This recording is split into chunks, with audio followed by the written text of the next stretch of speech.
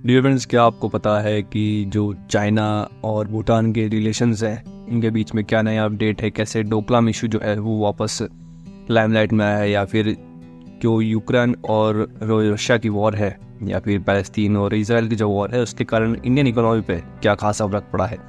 तो इन सभी चीज़ों के बारे में आज हम डिस्कस करेंगे। A very warm welcome to Rock Classes. मेरा नाम है रुपेंद्र शेखावत एंड जो मेरे दोस्त नए जुड़ते हैं उनसे बता देना चाहता हूँ कि ये हमारी करंट अफेयर की सीरीज़ है, बट इसके साथ साथ हम हमारी जो पर्सनैलिटी डेवलपमेंट है उस पर भी फोकस करते हैं, बिकॉज ओवरऑल आपकी पर्सनैलिटी जो है वो आपकी लाइफ के अंदर एक मेजर रोल प्ले करती है। डजेंट मैटर आप स्कूल के स्टूडेंट हैं, कॉलेज के स्टूडेंट हैं, अगर आप किसी कॉम्पिटिटिव एग्जाम की तैयारी भी कर रहे हैं तो आपकी पर्सनैलिटी एक ओवरऑल जो रोल है वो एक बेहद अहम रोल प्ले करती है आपकी ज़िंदगी में। तो इस चीज़ को लेकर मैं आप लोगों के साथ में हर रोज़ एक नया कोट शेयर करता हूँ, जैसा आपको पता है। एंड आज का जो कोट है कि action without planning is the cause of every failure, ये है एलेक्स मैकेंजी का एक थॉट।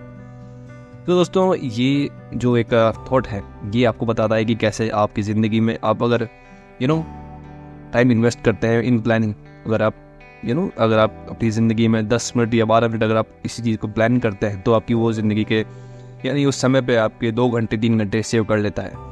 अगर आप किसी चीज़ को विदाउट प्लानिंग स्टार्ट करते हैं तो कहीं ना कहीं आप कन्फ्यूजन में होते हैं कि कैसे स्टार्ट करना है, कैसे इसको इनिशिएट करना है, एक ऐसी चीज़ को फिनिश करना है।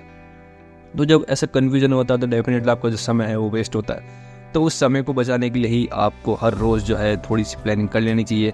इट हार्डली टेक्स 10 और 15 मिनट्स। आप ज़्यादा से ज़्यादा 10-15 मिनट लगते हैं किसी भी चीज़ को प्लान करना है। मान लीजिए आप कल सुबह कुछ भी आपका जो काम है करना है, तो उस चीज़ को लेकर आप एक रात पहले 10 मिनट 15 मिनट पहले आप यानी रात को सोने से पहले एक बार प्लानिंग कर सकते हैं कि यस मुझे सुबह उठना है, देन उसके बाद ये काम है वो काम है, ये सभी आप सीरीज़ वाइज लिख सकते हैं, ताकि जब आप सुबह उठेंगे तो आपके पास एक सेट ऑफ सीरीज़ रहेगी कि मुझे ये काम जो है ABC का मुझे कंप्लीट करना है आज के दिन में। देन उसके अकॉर्डिंगली आप काम करेंगे एंड जो आपका दिन है वो कन्फ्यूजन से भरा नहीं होगा, because you have a plan to do something.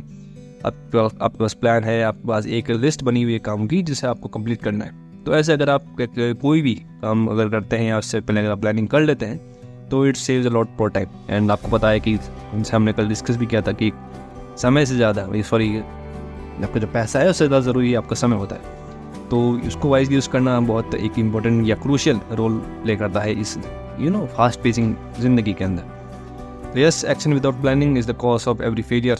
आप एक्शन तो ले लेते हैं बट विदाउट प्लानिंग जो होती है वो एक फेलियर की ओर ही ले जाती है आपको। फेलियर इन द सेंस कि वो काम फेलियर नहीं, बट आप उस चीज़ों का इसकी टाइम इन्वेस्ट करते हैं तो एक तरीके से फेलियर ही है।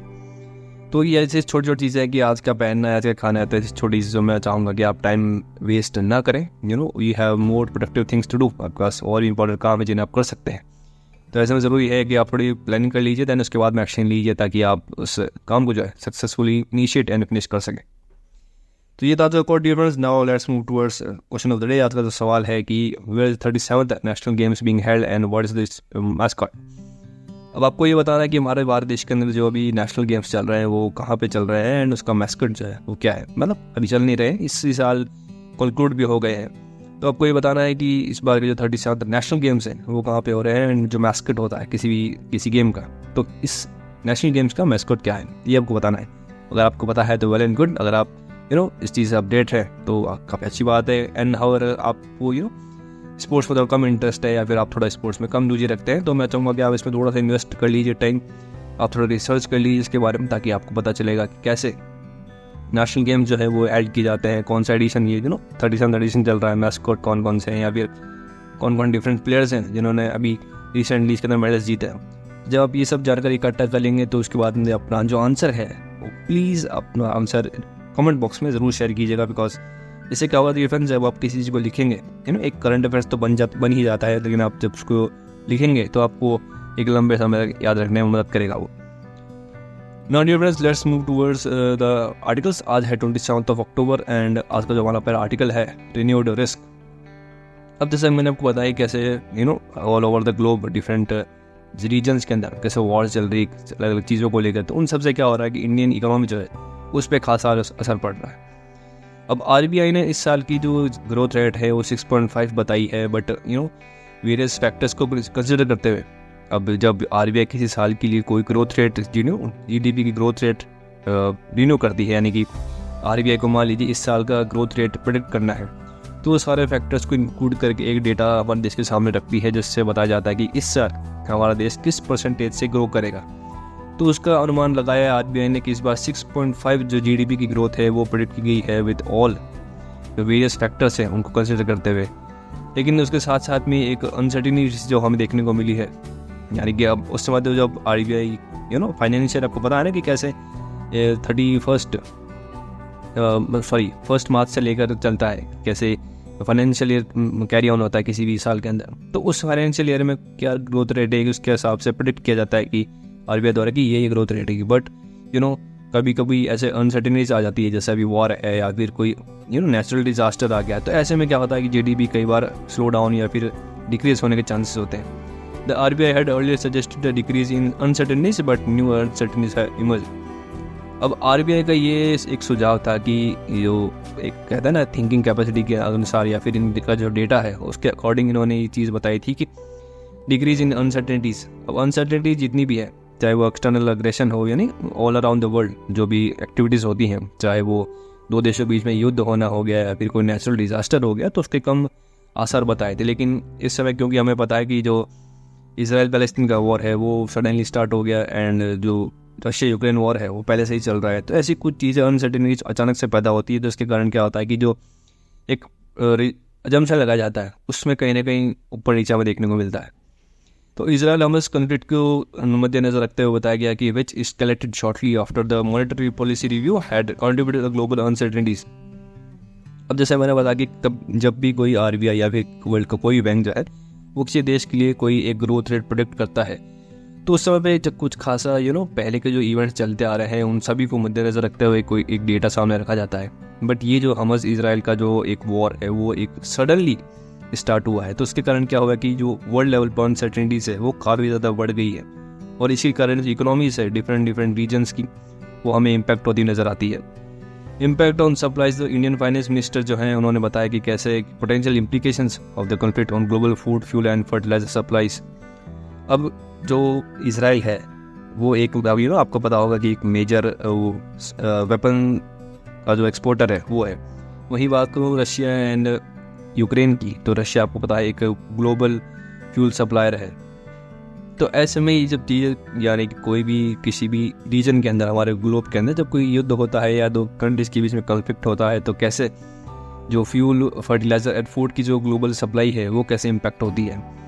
तो कंसर्न जाहिर किया है हमारे देश के फाइनेंस मिनिस्टर श्रीमती निर्मला सीतारमण जी ने, और बताया कि कैसे ये जो ओवरऑल जो जैसे बताते हैं ना कि जैसे वॉर जो है वो दो कंट्रीज के लिए तो अच्छा नहीं है, बट ओवरऑल जो ग्लोब है उसके लिए भी एक कोई खासा फ़ायदेमंद नहीं रहता है, बिकॉज दो देशों के बीच में जब कोई युद्ध होता है तो the whole globe has to सफ़र।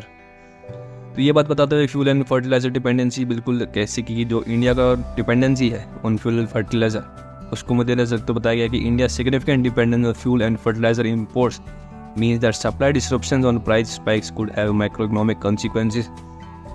अभी किसी भी देश से अगर कोई सामान यहाँ पे आने में डिले होता है, मान लीजिए कि मैं आपको कहता हूँ कि हमारे भारत देश के अंदर रशिया से तेल आता है यानी कि फ्यूल आता है, तो अगर फ्यूल आने में डिसरप्शन होगा यानी कि मान लीजिए हमारी नीड आज 100 लीटर की है, लेकिन 100 लीटर को नीड करने के लिए यानी 100 लीटर को इंपोर्ट करने के लिए हमें ज़रूरत है कि रशिया जो है हमें 100 लीटर इंपोर्ट भी करे, मतलब एक्सपोर्ट भी करे हमारे को।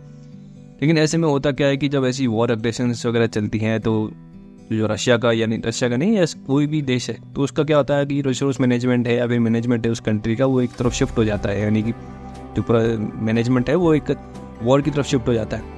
वहीं दूसरी तरफ क्या होता है कि जो दूसरी चीज़ें जैसे एक्सपोर्ट की चीज़ें हो गई या इंपोर्ट चीज़ें ये सब डिसरप्ट हो जाती है।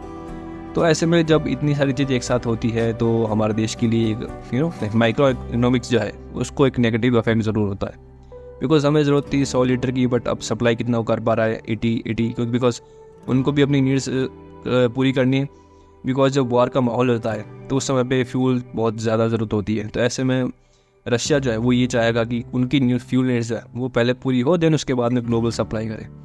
तो ऐसे में सप्लाई जो है वो डिसरप्ट ज़रूर होती है। और इंडिया की जो मैक्रो इकोनॉमिक्स है बात करें तो उसके अंदर कुछ प्राइसेस के अंदर हमको उछाल देखने को मिलता है, और मैं जो बता रहा हूँ ना कि कैसे इकोनॉमिक्स जो है उसमें एक नेगेटिव इम्पैक्ट पड़ता है। तो राइजिंग यूएस बॉन्ड यील्ड्स, अब जो यूएस के बॉन्ड्स हैं उनके अंदर भी खासा जो असर है वो देखने को मिलता है।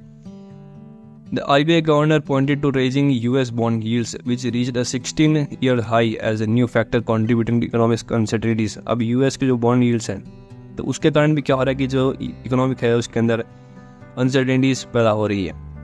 डोंट वरी, अगर आप आप अगर इकोनॉमिक के बैकग्राउंड से नहीं है, आपको समझ में नहीं आता, तो आपको सिंपली बस इतना समझना है इस चीज़ को लेकर कि कैसे ग्लोबल वॉर जब होती है तो उसमें क्या होता है कि कोई भी कंट्री जो है वो अपनी रिसोर्सेज यानी उनके जो काम में आने चीज़ें हैं वो उनको पहले फुलफिल करके दें, उसके बाद में ग्लोबल चेन सप्लाई में अपना कंट्रीब्यूशन देगी।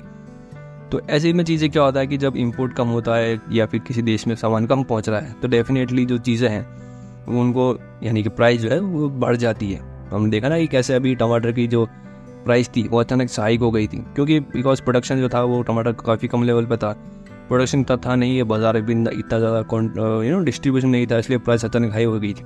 तो वैसे ही किसी भी देश से अगर कोई तेल आने वाला होता है तो वो तेल या कोई भी तेल मान लीजिए और फ्यूल मान लीजिए, फर्टिलाइज़र मान लीजिए, जब इनकी सप्लाई पूरी नहीं होती है तो उनकी प्राइस के अंदर क्या होता है, हमको हाइक देखने को मिलता है। तो बस आपको इतनी बात समझनी है। Mixed data and central banks, mixed economics data and central bank actions around the world are also causing uncertainty.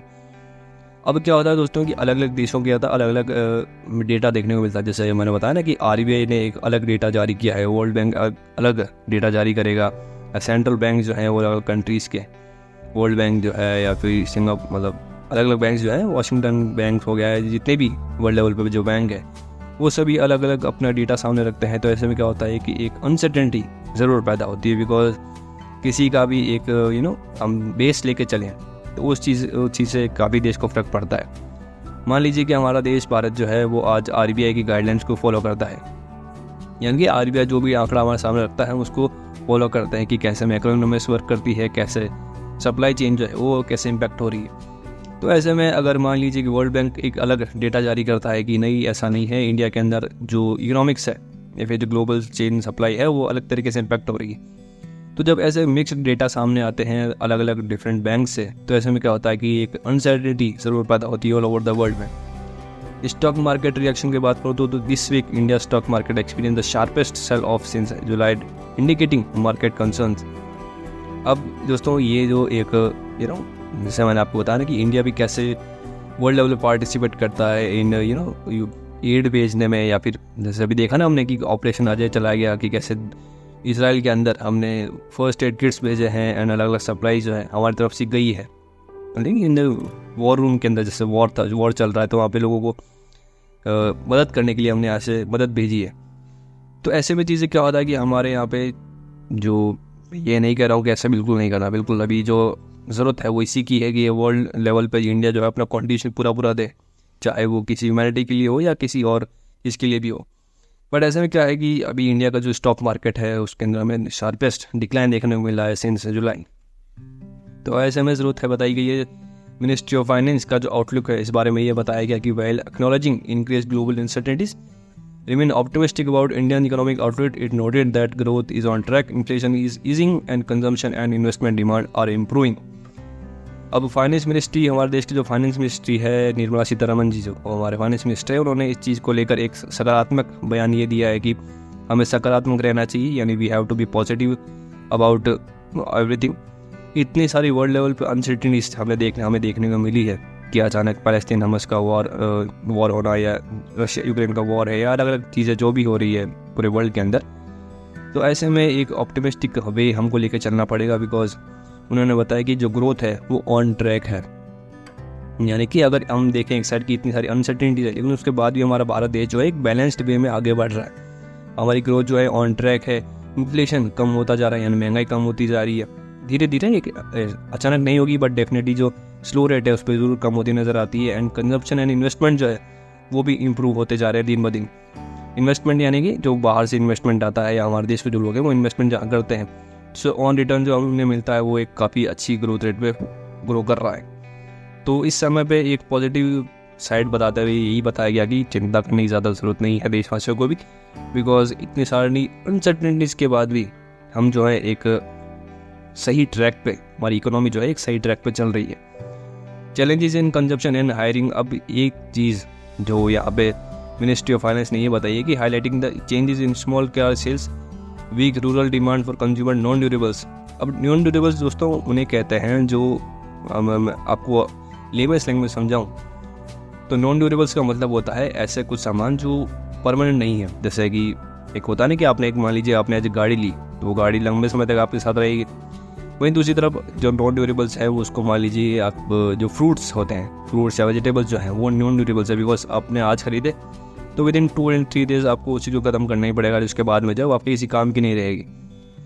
तो ये सभी जो है रूरल एरिया जो है उनके अंदर इसकी वीक डिमांड है, scaling down of growth and hiring by IT firms. तो ये कुछ रीज़न बताए गए हैं जिनके कारण जो चैलेंजेस हैं हमारी इकोनॉमी को लेकर, ये सभी फैक्टर्स उसके अंदर एक रोल प्ले करते हुए नजर आते हैं। जैसे कार सेल का कम होना या फिर rural weak demand for consumer non durables, scaling down of growth. तो ये सभी चीज़ें जो है इसका एक रोल बताया गया है। तो या friends, this is first article. I hope कि आपको समझ में आएगा कैसे वर्ल्ड लेवल पे जब चीज़ें इम्पैक्ट होती है, यानी वो किसी भी कोई ग्लोबल चेन सप्लाई में कैसे इम्पैक्ट होता है किसी वॉर के कारण या किसी नेचुरल डिजास्टर के कारण।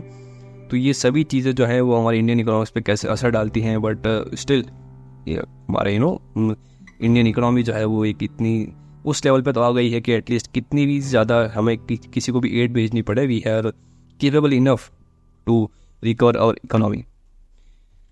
तो यार now let's move towards second article. आज का हमारा सेकंड आर्टिकल है दोस्तों वो है कि why are the China Bhutan boundary talks significant. अभी आपको पता होगा कि डोकलाम इशू पिछले कुछ सालों से चल रहा है एंड भूटान का जो एक इशू है विद चाइना। अब चाइना की पॉलिसी क्या रही है दोस्तों कि पिछले कुछ सालों में चाइना क्या कर रहा है कि एक वो होता है ना कि आगे से आगे, जैसे मान लीजिए मैं आपको समझाने की कोशिश करता हूँ, ये चाइना है एंड ये भूटान है। अब मान लीजिए चाइना क्लेम कर देगा कि ये जो एरिया है ये हमारा है, देन उसके बाद में क्या होगा कि बहुत सालों तक डिस्प्यूट चलेगा इस एरिया को लेकर। देन उसके बाद में धीरे धीरे जो भूटान की आर्मी है वो चाइना की आर्मी जो है वो धीरे डोमिनेट करने लगेगी धीरे धीरे एंड भूटान की आर्मी को पीछे धकेलना शुरू करेगी। अब धीरे धीरे क्या होगा कि चाइना की आर्मी मान लीजिए यहाँ आ गई इस जगह पे, तब इस जगह पे आ गई है तो उसके बाद में क्या होगा कि यहाँ तक चाइना का एक कंट्रोल हो गया। तो ऐसे धीरे धीरे धीरे करके क्या होगा कि चाइना जो है पूरा इन्वेड करता जाएगा अंदर तक एंड पूरी ज़मीन जो है वो एक दिन अपने कब्जे में ले लेगा। ये चाइना का इंस्टांस लगा है फ्रॉम वेरी लॉन्ग पीरियड। तो ऐसे में जो भूटान के साथ इशू है या इंडिया के साथ जो इशू है वो चलता आ रहा है। तो ऐसे में दोनों ही कंट्रीज़ के जो डिप्लोमेट्स हैं या फिर जो भी पॉलिटिशियंस हैं या मिनिस्टर्स जो हैं उन्होंने बैठ के बात करी है कि कैसे ये जो स्टार्ट ऑफ है, यानी कि ये जो इतनी सालों से लड़ाई चल रही है ज़मीन की, यानी कि ये जो एरिया है ना बाउंड्री को लेकर, इस बाउंड्री का जो एरिया है उसको लेकर इतने सालों से जो लड़ाई चल रही है उसको फाइनली बैठ के सॉल्व करने की ज़रूरत दोनों ही देशों को महसूस हुई है। तो 25th round of boundary talks, अब ये जो है कोई पहली दफ़ा नहीं है जहाँ पे चाइना और भूटान एक साथ बैठ के काम कर रहे हैं। ये 25th मीटिंग थी इन दोनों की बीजिंग के अंदर। Signed a cooperation agreement on the responsibility and function of the joint technical team on the delimitation and demarcation of the Bhutan China boundary. अब ये जो मीटिंग हुई है इसके अंदर इन्होंने कुछ एग्रीमेंट जो है वो साइन किया है regarding responsibilities and function of joint technical team, जो क्या करेगी कि एक डेलिमिनेशन या डिमार्केशन है। अब डिमार्केशन का मतलब क्या होता है कि ये जो बाउंड्री बनाई गई है इसको हम फॉलो करेंगे दोनों ही देश। अब ये जो भी बाउंड्री है भूटान की इसको दोनों ही देश को फॉलो करना पड़ेगा, ये इस एग्रीमेंट के अंदर माना गया है। अब जो भी ये तो एक पुराना मैप आपके साथ में शो कर रहा हूँ, बट जो भी चेंजेस इन दोनों कंट्रीज़ ने आपस में एक साथ शेयर किए हैं, जो भी आइडियाज़, उस चीज़ को लेकर ये लोग स्टक रहेंगे एंड आगे चीज़ें जो हैं वो और फॉलो अप नहीं होंगी या फिर और आगे ज़्यादा है वो चीज़ें और एस्केलेट नहीं होगी। अब 3 स्टेप राउंड में दोनों ही देशों ने माना है। इसके अंदर बताया गया कि जो 3 स्टेप्स हैं कि agreeing on the border on the table में बैठ के बात की जाएगी सबसे पहले अगर कोई भी स्टैंड ऑफ अगर आगे होता है तो। दूसरा कि visiting the sites on the ground, अब जो भी चीज़ें होंगी वो मतलब प्रैक्टिकल होगी, मतलब ऐसा नहीं है कि ऑन द मैप हो गई, आप उस जगह पे जाएंगे पिन पॉइंट एरिया पे, देन उसके बाद में जो भी इशू है उस एरिया को लेकर वो वहीं पे रिजॉल्व करेंगे and formally demarcating the boundary. और लास्ट में दोनों ही देश, यानी कि मान लीजिए दोनों देश किसी एक बाउंड्री पे सहमत होते हैं तो उस चीज़ को फाइनल मान लिया जाएगा। देन उसके बाद में एक बार अगर एग्रीमेंट साइन हो गया तो उसके बाद में कोई भी कंट्री ये क्लेम नहीं करेगी ये हमारा एरिया है एंड ये हमारा एरिया है। तो ऐसी चीज़ों को प्रैक्टिकली चीज़ों को लेकर चलने में दोनों ही देशों का फ़ायदा है एंड ये तीनों जो रोड मैप बताए हैं ये इस दिशा में जो एक अग्रसर हमें देखने को मिलते हैं। 7 year गैप की बात करूँ दोस्तों, the talks were significant as they occurred after a gap of 7 years indicating substantial progress in resolving border dispute. अभी आपको पता है कि कैसे कोविड जब आया था तो उस समय पे कोई भी मीटिंग हेल्ड नहीं हो पाई थी। तो ये जो टॉक है ये यानी दोनों देशों के बीच में जो बातचीत हुई है लगभग 7 साल बाद हुई है, जो कि दर्शाता है कि दोनों ही देश इंटरेस्टेड तो है जो इशू है उसको रिजॉल्व करने में। बिकॉज अगर ऐसा नहीं होता यानी दोनों देश अगर इंटरेस्टेड नहीं होते तो आज भी ये जो चीज़ें हैं रिजॉल्व होने के कगार पे नहीं आती। तो ये दर्शाता है अगर 7 साल भी कोई मीटिंग होती है तो ये दर्शाता है कि दोनों ही देश इस चीज़ को लेकर इंटरेस्टेड है कि कैसे जो डिस्प्यूट है इसको फाइनली ख़त्म करने की बारी आ गई है। ये बात को दोस्तों तो ये हिस्ट्री यानी कि पहले की बात है जो बता दी गई है। मैंने बताया ना आपको कि कैसी 25th राउंड ऑफ टॉक था, तो इससे पहले 24 पहले राउंड हो चुके हैं टॉक्स के इन दोनों के बीच में, यानी बातचीत के जो है वो 24 बार दोनों ही देश आपस में बैठ चुके हैं। But 25th round seem to have face delays due to Doklam stand off in 2017 and कोविड-19 पैंडमिक। अब ये जो डोकलाम इशू था या फिर कोविड-19 इसकी वजह से 25th जो राउंड ऑफ टॉक्स था उसको डिले करना पड़ा and 24 round of talks since 1984। अब 1984 से लेकर अभी तक जो है 24 बार दोनों ही देश टेबल पर बैठ चुके हैं इस इशू को रिजॉल्व करने के लिए। बट अभी तक ऐसा कोई खासा रिजोल्यूशन नहीं मिला था। बट फाइनली इस 25th जो मीटिंग हुई है यानी कि दोनों ही देश जब बैठे हैं टेबल पे बात करिए तो फाइनली हमें ये देखने को मिल रहा है कि दोनों ही देश इस इशू को जो है जल्द से जल्द खत्म करने की ओर अग्रसर हैं। Expert group and diplomatic talks during the pause in boundary talks, experts from both the sides had discussion in 2020 agreeing on third step road map। अब जैसे मैंने आपको बताया कि जो डिप्लोमेट्स हैं या एक्सपर्ट्स हैं दोनों ही देशों के उन्होंने एक साथ मीटिंग करी है एंड एग्री किया है 3 स्टेप रोड मैप, जो मैंने आपको बताया था ना अभी 3 रोड मैप जो है कि किसी भी साइट पे जाके वहीं पर ही फैसला होगा। दूसरा और ये कि डीमार्टिंग जो बाउंड्री है डीमार्केटिंग बाउंड्री उसको फाइनली मान लिया जाएगा। उसके बाद में अगर एक बार साइन हो गया एग्रीमेंट की ये लाइन जो है हमने मान ली है, तो उसके बाद में कोई भी देश ये क्लेम नहीं कर पाएगा कि नहीं ये नहीं है इसके आगे भी है। तो ऐसे कुछ 3 रोड मैप्स बताए गए हैं जिसके पर स्टक हो गए हैं दोनों देश। एंड भूटान की जो ऑप्टिमिज्म है वो बिल्कुल चरम पे है बिकॉज जो प्राइम मिनिस्टर डॉक्टर लोतार शेरिंग उन्होंने इस चीज़ को एक पॉजिटिव वे में लिया है बिकॉज अपकमिंग जो भूटान इलेक्शंस हैं 2024 में उससे पहले उन्होंने एक काफ़ी ज़्यादा एक एक कहते हैं कि अपर एज हासिल किया है इस टॉक के दौरान। यानी ये जो बातचीत हुई है इंडिया भूटान के चाइना और भूटान के बीच में, इसको जो प्राइम मिनिस्टर लोतार शेरिंग ये एक पॉजिटिव वे में देख रहे हैं बिकॉज इलेक्शन आने वाले हैं। उससे पहले इनकी इतनी बड़ी हम वो एक मान सकते हैं कि इन्होंने एक वो हासिल किया है कि दोनों दूसरे देशों के बीच में जो है एक पीस टॉक आगे ले जाने की ओर। तो सब suggesting substantial progress has been made, अभी प्रोग्रेस की तरह देख रहे हैं प्राइम मिनिस्टर जो है भूटान के। लैक ऑफ डिप्लोमेटिक टाइज, अब जो भूटान है वो एक ऐसा देश है जो ग्लोबल लेवल पे हमें इतना कोई ज़्यादा सिग्निफिकेंस डालता हुआ नज़र नहीं आता बिकॉज भूटान जो है वो शुरू से ही यूएनएससी के जो परमानेंट मेंबर्स हैं उनके साथ इतना ज़्यादा कोई खास रिलेशन नहीं है। जैसे डेफिनेटली हमारा जो इंडिया है नेबरिंग कंट्री है तो अच्छे खास रिलेशंस हैं हमारे साथ, लेकिन जो यूएनएससी के परमानेंट मेंबर्स हैं जैसे कि China, Russia, USA, UK and France, तो इन सभी देशों के साथ में भूटान का कोई अच्छा खासा टाइज नहीं है।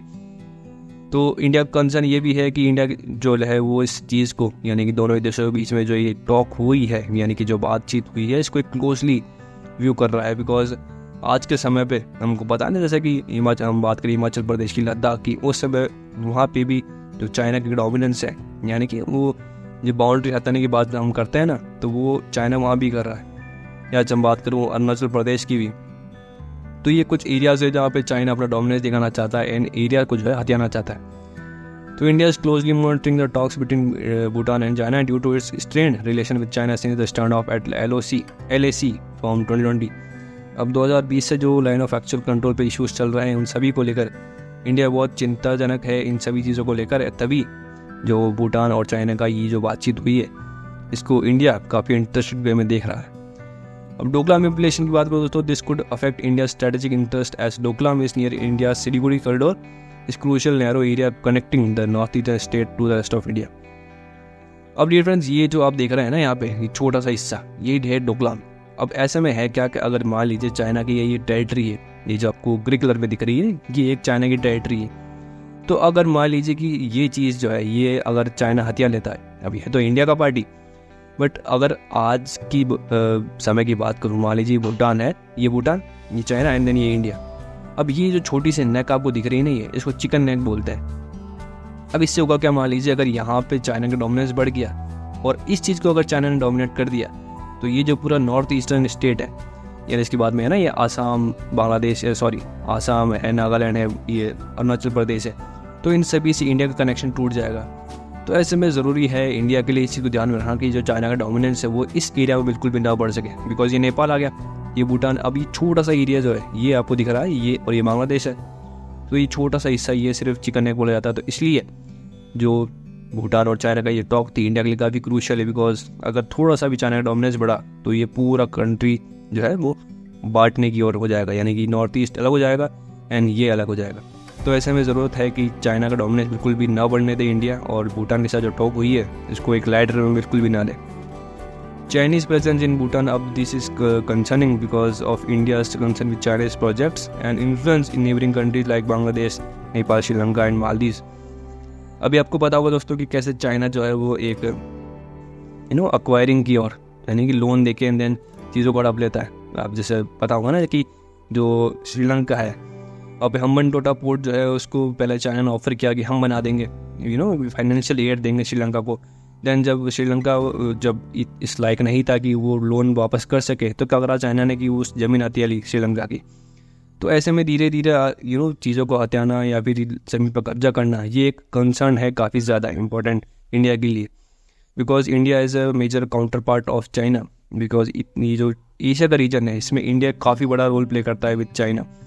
तो चाइना का डोमिनेंस जो है उसको कम करने में एक इंडिया इम्पोर्टेंट रोल प्ले करता है। तो ऐसे में ज़रूरत है कि इंडिया जो है वो काफ़ी स्ट्रेटेजिकली स्ट्रांग बने, ताकि बाकी जो नेबरिंग कंट्रीज है जैसे बांग्लादेश, नेपाल, श्रीलंका और मालदीव, इस पर चाइना का ज़्यादा असर ना पड़ सके। बिकॉज एक बार चाइना ने अपना इन्फ्लुएंस इन सभी देशों पर डाल दिया तो कहीं ना कहीं चाइना इनको अपनी टेरिटरी बनाने में ज़्यादा देर लगाएगा नहीं। तो ऐसे में ज़रूरत है दोनों ही देशों को, यानी कि भूटान को भी एंड इंडिया को भी पॉजिटिव वे में या फिर थोड़ा स्ट्रॉन्ग वे में इस चीज़ को समझने की चाइना जो है वो कोई इसका आसान एनिमी नहीं है, ये काफ़ी ज़्यादा एक स्ट्रॉन्ग एनिमी है। एंड उसके बाद जो इनका एक इशू वो रहता है ना कि हमेशा चीज़ों को हड़पना, वो चीज़ को अपने ध्यान में रखना चाहिए एंड चीज़ों को इतने आसानी से नहीं लेना चाहिए। तो ये था डियर फ्रेंड्स आज का हमारा सेकंड आर्टिकल। देखा आपने कि कैसे चाइना जो है अपना डोमिनेंस नेबरिंग कंट्रीज में बढ़ा रहा है, बट इंडिया को एज अपोजिंग कंटेंडर सामने आना पड़ेगा एंड चाइना का डोमिनेंस है इन रीजन के अंदर उसको कम करना पड़ेगा। Now dear friends let's move towards headlines. आज की कुछ हेडलाइंस देख लेते हैं कि India's first joint naval exercise by Indian European Union in the Gulf of Guinea this week India's navy INS Sumedha. अब INS सुमेधा जो इंडियन नेवी की वो उसने पार्टिसिपेट किया है नेवल एक्सरसाइज में। ये जॉइंट नेवल एक्सरसाइज जो हुई है इंडियन और यूरोपियन यूनियन की पहली एक्सरसाइज है, इसके अंदर INS सुमेधा ने पार्टिसिपेट किया है। 8 former navy officers get death penalty in Qatar. अब नेवी के जो हमारे कुछ फॉर्मर रिटायर्ड ऑफिसर्स थे वो कतर के अंदर कोई कंपनी में काम करते थे, उनके ऊपर इल्ज़ाम लगाया कि उन्होंने जो कुछ प्लान्स वगैरह हैं उस कंपनी के वो आउटरीच किए, यानी कि दूसरी कंट्रीज़ के अंदर मतलब कि कहता है ना कि सीक्रेट इन्फॉर्मेशन जो है वो लीक करी है। तो इस चीज़ को लेकर कतर ने इन सभी नेवी ऑफिसर्स को डेथ पेनल्टी दी है। वहीं इंडिया ने इस चीज़ को लाइटली ना लेते हुए कुछ लीगल एक्शंस लेने की बात बताई है। वही वुमेंस एशियन चैम्पियनशिप ट्रॉफी 2023 जो है वो स्टार्ट हो गई झारखंड के अंदर, और जो आप बैकग्राउंड में देख रहे हैं जूही, ये एलिफेंट है, ये है मैस्कॉट इस गेम का। एंड नेशनल गेम्स फेंसर जो है, नेशनल गेम्स के अंदर फेंसर भवानी देवी ने डोमिनेंस दिखा दिया, गोल्ड मेडल जीता है फेंसिंग में। एंड आपको पता होगा कि भवानी देवी जो है वो ओलंपिक प्लेयर है। तो yes, very congratulations to her. So ya that's it, this is Rupendra Shekhawat, this is our today's episode of raw classes. And दोस्तों ये था आज का एपिसोड। अगर आप वीडियो को लाइक नहीं किया तो please give a thumbs up. अपना जो कमेंट है वो ज़रूर शेयर कीजिएगा। शेयर कीजिए वीडियो को among all your friends and family. Subscribe कर दीजिए चैनल को, अब तक सब्सक्राइब नहीं किया है तो। So ya that's it, this is Rupendra Shekhawat signing off. जय हिंद and I will see you in the next episode.